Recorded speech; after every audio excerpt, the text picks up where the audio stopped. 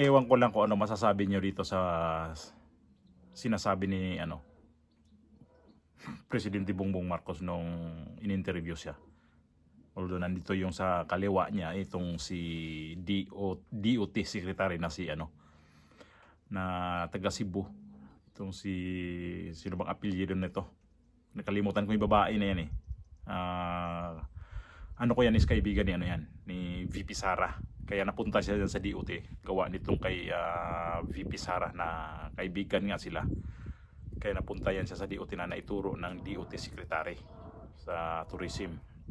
Taga Cebu yan eh. Dating mayor yan ng ng bandang basta magandang lugar yan eh. Yung nagiging mayor siya dyan. So na siya ng DOT Secretary. So ito yung isang lalaki, isang lalaki hindi ko kilala yan. So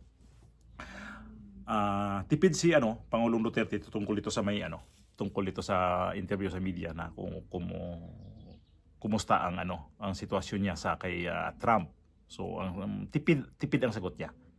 Parang di niya masagot ang diretso kung ano ba talaga ang kanyang pananaw o assessment nito sa kay Trump na na administrasyon ngayon na magpapalit na ng administrasyon sunod na taon.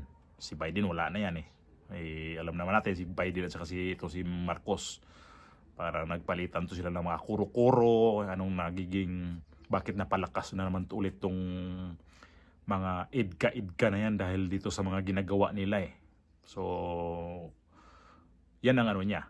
Na masyado siya napadikit sa Amerika tungkol dito sa kay Biden. So ngayon, palit ang presidente, hindi naman natin alam din kung gaano ba sila ka-close din ni Trump. Palagay ko hindi naman talaga sila ganun ka-close kay ni Marcos. So ito yung video na napanood ko na di ko alam kung anong ma-opinion tungkol dito sa kanyang sinabi na tungkol sa bagyo nga. Itong bagyo na parating pala itong Pipito.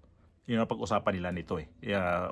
Siya mismo ang nag-open yan eh. Kung ano talagang gagawin sa mga plano niya.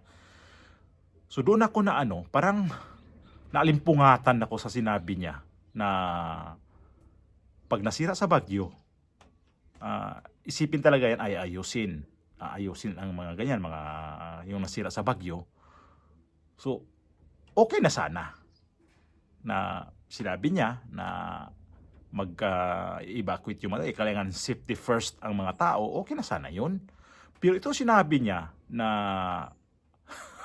matawa ako na di ko ma-imagine talaga kung anong mayroon tayong presidente talaga na dapat nga daw pag nasira ayusin. Ano nga yan, tinamaan sa bagyo. Ikaso sabi niya pag ayusin yan,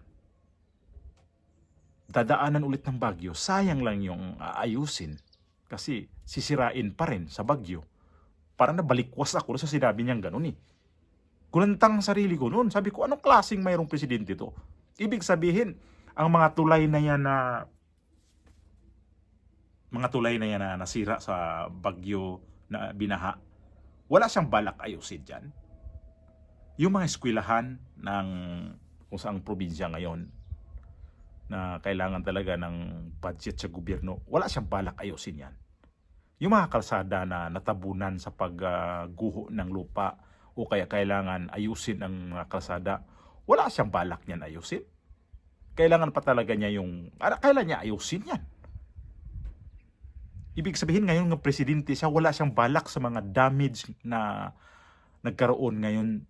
Wala siyang balak ayusin yan. Saan niya ipasa yan? Sa sunod na administrasyon kung sinong mananalo para doon sa sakit ang ulo? Anong klase kaya talaga ang utak dito presidente talaga ngayon? Na parang nanggigigil ako sa kanya na di ko ma-imagine talaga yung mga sinasabi niya. Kayo na ngang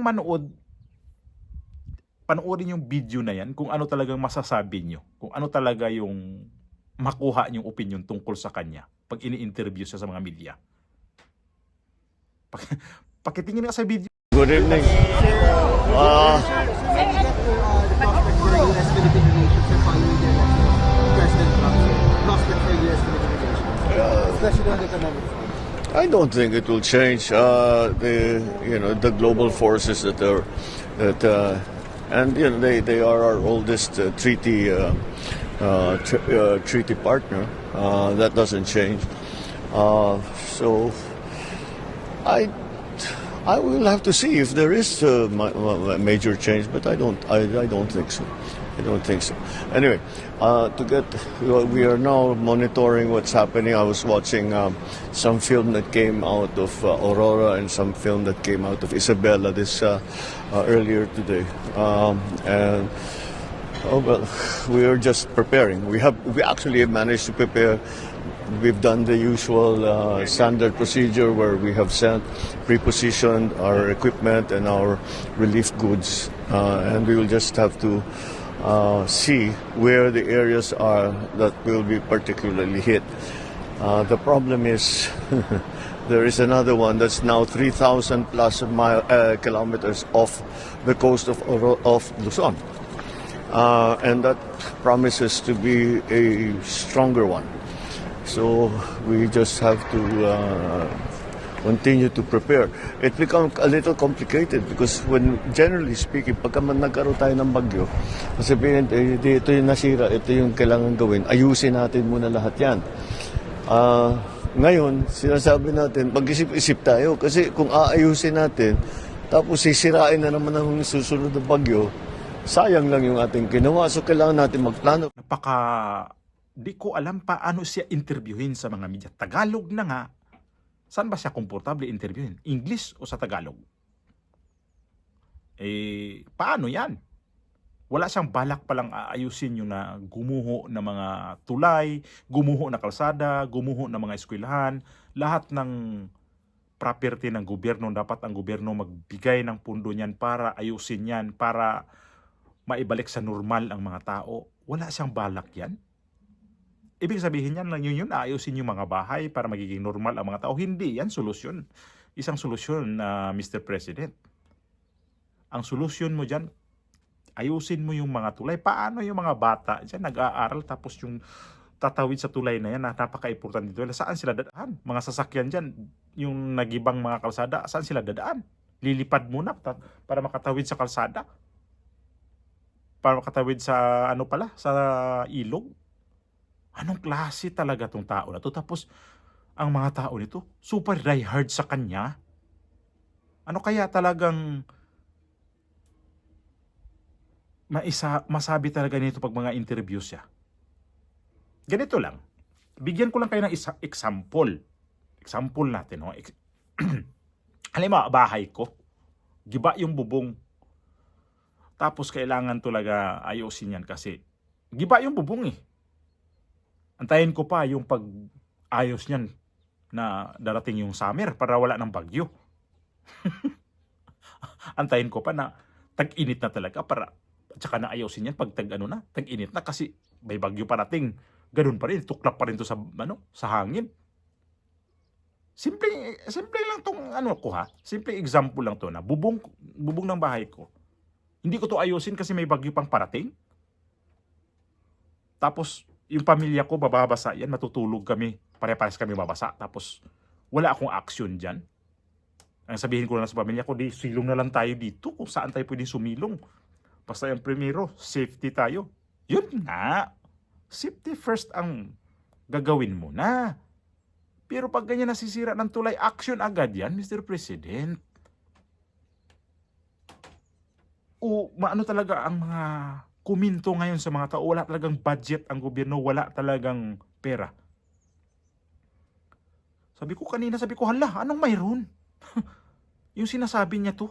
Because generally speaking, pagka man nagkaroon tayo ng bagyo, sabihin, ito yung nasira, ito yung kailangan gawin, ayusin natin muna lahat yan. Ngayon, sinasabi natin, mag-isip-isip tayo kasi kung aayusin natin, tapos sisirain na naman ang susunod na bagyo, sayang lang yung ating ginawa.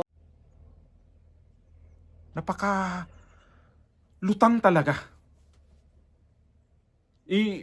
Kahapon di lang ako nakagawa ng reaction tungkol nito kasi saksakan talaga ng trabaho ko. Sabi ko, gawin ko nga ito ng reaction kasi parang para sa akin hindi maganda tingnan eh. Kagaya ngayon dito sa amin paligid na to. Galing din kami sa umuulan-ulan. Ngayon, ang ganda ng paligid, maaliwalas. Kaya dito ako sa labas nag-vlog. gawa dito lintik na presidente na to. Hayop na mamatawa ako sa kanya na hindi ko, yung tawa ko ba na, mayroon pa siyang tawa doon kunti, di ba? The problem is,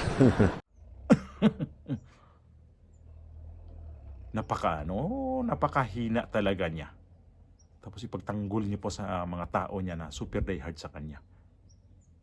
Saan kaya talaga ang mga tao nito ngayon pupunta pag itong presidente nito, pag lumawig pa to ng ilang taon para natitira sa kanyang administrasyon? Saan kaya talaga pupulutin ang Pilipinas dahil lubog na talaga tayo sa ano nito? Lubog na talaga sa baha, lubog na sa kahihiyan. Tapos yung sinasabi na ano, yung tungkol kay Trump, wala siyang masyado wala siyang opinion doon eh. Ano nga naman daw kailangan parang ano naman yan kasi ang Amerika parang pakaintindi ko parang ano naman yan ang Amerika. May nabagay siya ng global doon parang ano niya na okay lang yan kasi ang Amerika kahit sino namang bansa diyan kailangan nakipagka naman sa kanila. Ikaw, anong gagawin mo ngayon? Na mga Pilipino na undocumented, wala ka pang plano diyan kung ano mo talaga ilikas mo ba yan o anong gagawin mo diyan?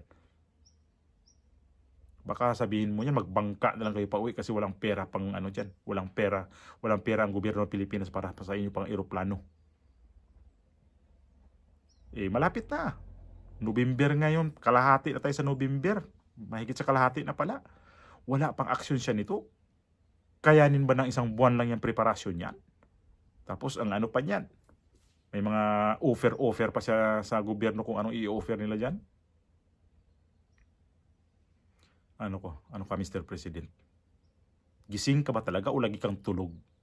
Saan ka ba talaga? Nag-uopisina ka ba? O ano bang ginagawa mo talaga sa sarili mo?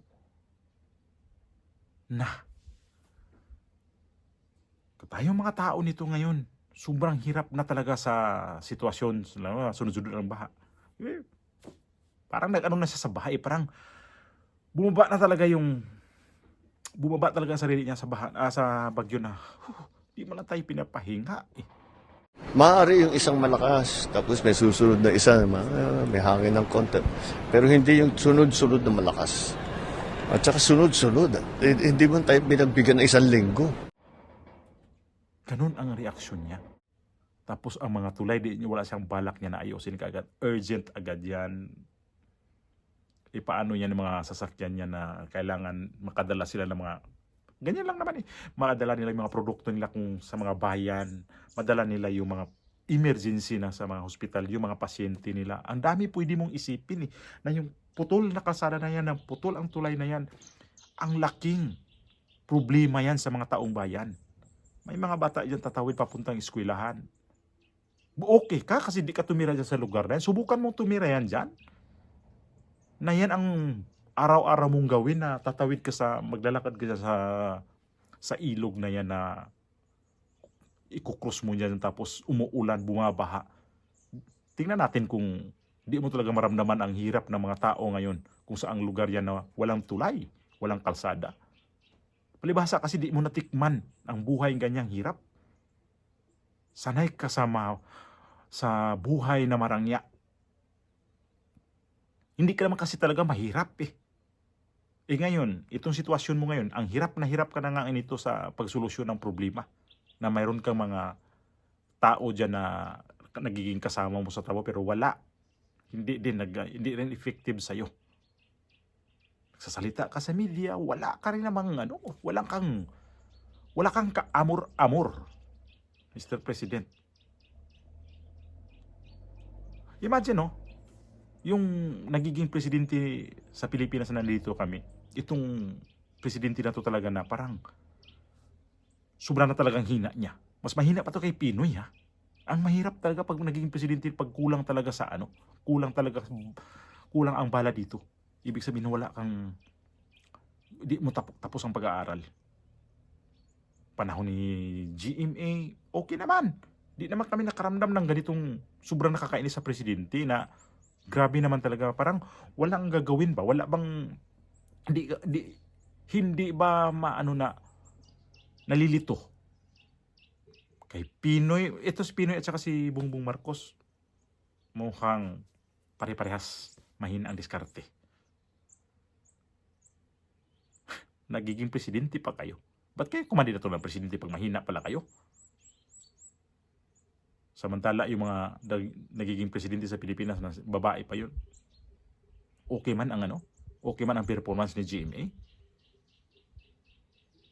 Pero itong presidente natin, kalalaking tao, matawa ka lang talaga sa kanya.